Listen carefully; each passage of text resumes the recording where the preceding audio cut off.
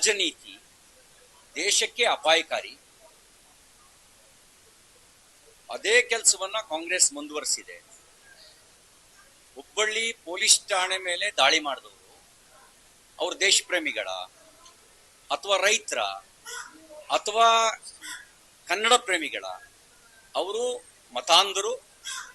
ತನ್ನ ಮತೀಯ ವಿಚಾರಕ್ಕಾಗಿ ಸಣ್ಣ ಸಣ್ಣ ವಿಷಯಕ್ಕೂ ಕೋಮುಗಲಭೆ ಹಬ್ಬಿಸ್ತಕ್ಕಂಥ ಕ್ರಿಮಿನಲ್ ಹಿನ್ನೆಲೆ ಇರ್ತಕ್ಕಂಥವ್ರು ಪೊಲೀಸ್ ಠಾಣೆ ಮೇಲೆ ಬೆಂಕಿ ಹಾಕ್ಲಿಕ್ಕೆ ಬರ್ತಾರೆ, ಪೊಲೀಸ್ ಠಾಣೆ ಮೇಲೆ ದಾಳಿ ನಡೆಸ್ತಾರೆ. ಅವ್ರ ಕೇಸ್ ವಾಪಸ್ ತೆಗೆದುಕೊಳ್ಳುವಂತ ಕೆಟ್ಟ ರಾಜನೀತಿಯನ್ನ ಕಾಂಗ್ರೆಸ್ ಪಾರ್ಟಿ ಮಾಡ್ತಾ ಇದೆ. ಇವರಿಗೆ ಯಾವುದ್ರಲ್ಲಿ ಹೊಡಿಬೇಕು? ಇವ್ರ ರಾಜನೀತಿಗೆ ಯಾವುದ್ರಲ್ಲಿ ಹೊಡಿಬೇಕು? ಇದಕ್ಕೆ ಶಬ್ದಗಳಿಂದ ಕಣ್ಸೇರ್ ಸಾಕಾಗೋದಿಲ್ಲ.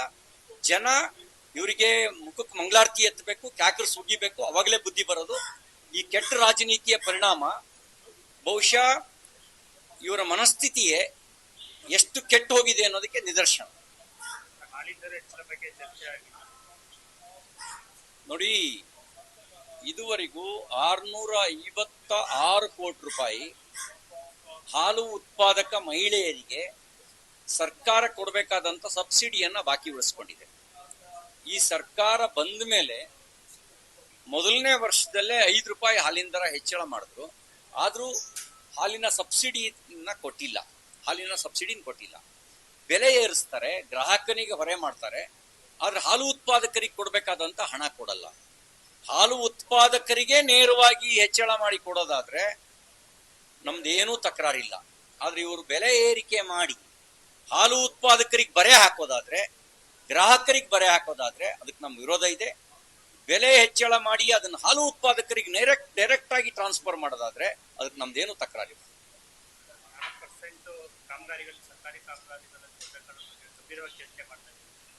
ನಮ್ಮ ಭಾರತದ ಸಂವಿಧಾನದ ರಚನೆ ಸಂದರ್ಭದಲ್ಲಿ ಮತೀಯ ಆಧಾರಿತ ಮೀಸಲಾತಿಗೆ ಸಂಬಂಧಪಟ್ಟಂತೆ ಬಹಳ ದೊಡ್ಡ ಚರ್ಚೆ ನಡೆಯುತ್ತೆ. ಆಗ ಕೆಲವರು ಮುಸಲ್ಮಾನರಿಗೆ ಮತೀಯ ಆಧಾರದಲ್ಲಿ ಮೀಸಲಾತಿ ಕೊಡಬೇಕು ಅಂತ ಹೇಳಿದಾಗ ಸಂವಿಧಾನ ಶಿಲ್ಪಿ ಡಾಕ್ಟರ್ BR ಅಂಬೇಡ್ಕರ್ ಅವರು ಬಹಳ ಸ್ಪಷ್ಟವಾಗಿ ವಿರೋಧಿಸ್ತಾರೆ. ರಿಲಿಜಿಯಸ್ ರಿಸರ್ವೇಶನ್ ಅದು ಆಂಟಿ ಕಾನ್ಸ್ಟಿಟ್ಯೂಷನ್ ಅಂತ ಅವ್ರು ಎಳೆಯಾಗಿ ಬಿಡಿಸಿಟ್ಟು ಅದಕ್ಕೆ ಒಪ್ಪಿಗೆ ಕೊಡಲ್ಲ. ರಿಲಿಜಿಯಸ್ ಬೇಸ್ಡ್ ರಿಸರ್ವೇಶನ್ ಅದು ಎಗನೆಸ್ಟ್ ದ ಕಾನ್ಸ್ಟಿಟ್ಯೂಷನ್ ಆಗುತ್ತೆ, ಸಂವಿಧಾನ ವಿರೋಧಿ ಆಗುತ್ತೆ. ಸಂವಿಧಾನಕ್ಕೆ ವಿರುದ್ಧವಾಗಿರ್ತಕ್ಕಂಥವ್ರು, ಡಾಕ್ಟರ್ ಬಾಬಾ ಸಾಹೇಬ್ ಅಂಬೇಡ್ಕರ್ ಅವರ ಚಿಂತನೆಗೆ ವಿರುದ್ಧವಾಗಿರ್ತಕ್ಕಂಥವ್ರು, ಅಂಥವ್ರು ಮಾತ್ರ ಮತೀಯ ಆಧಾರಿತ ಮೀಸಲಾತಿಯ ಬಗ್ಗೆ ಯೋಚನೆ ಮಾಡ್ತಾರೆ. ಇದನ್ನ ನಾವು ಖಂಡಿಸ್ತೇವೆ.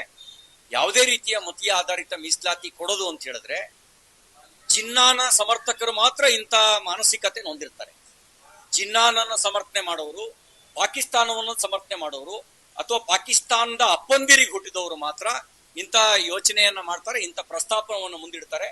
ಭಾರತೀಯ ಸಂವಿಧಾನದ ಮೇಲೆ ನಂಬಿಕೆ ಇಟ್ಟಿರ್ತಕ್ಕಂಥವ್ರು, ಡಾಕ್ಟರ್ ಅಂಬೇಡ್ಕರ್ ಅವರ ವಿಚಾರದ ವಿರುದ್ಧ ಯಾರಿಲ್ಲ, ಅವ್ರು ಯಾರು ಇಂಥ ಯೋಚನೆ ಮಾಡೋದಿಲ್ಲ. ಅಂಥದ್ದೇನಾದ್ರು ಮಾಡಿದ್ರೆ ನಾವು ರಾಜ್ಯವ್ಯಾಪಿ ಆಂದೋಲನ ಮಾಡ್ತೀವಿ. ಯಾರು ಆ ರೀತಿ ಸಮರ್ಥಿಸ್ತಾರೆ ಅವ್ರನ್ನ ಪಾಕಿಸ್ತಾನಕ್ಕೆ ಕಳಿಸ್ಬೇಕು. ಅವ್ರು ಯಾರು ಇಲ್ಲಿರೋದಕ್ಕೆ ಲಾಯಕ್ಕಲ್ಲ.